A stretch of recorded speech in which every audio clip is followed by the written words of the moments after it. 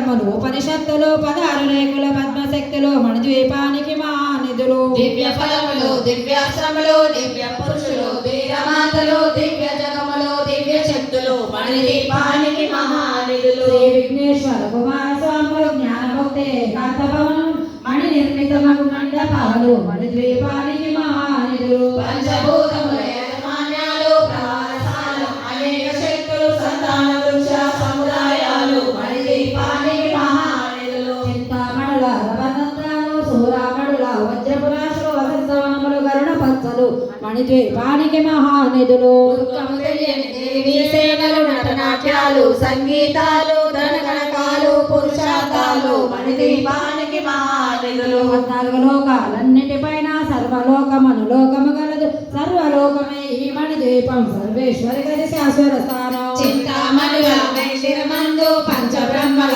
పంచము పైన మహాదేవుడు భువనేశ్వరితో నివసిస్తాడు మన ద్వీపంలో. మణిగణ ఖచ్చిత ఆభరణాలు చింతామణి పరమేశ్వరి దాల్చి సౌందర్యానికి సౌందర్యముగా అగుపడుతుంది మన ద్వీపములో. మన దేవతను నిత్యము కొలచి మన సర్పించి అర్చించినచో అపారధనము సంపదలిచ్చి మన దీపేశ్వరి దీవిస్తుంది. నూతన గృహములు కట్టిన వారు మన దీపవర్ణ 9 సార్లు చదివిన చాలు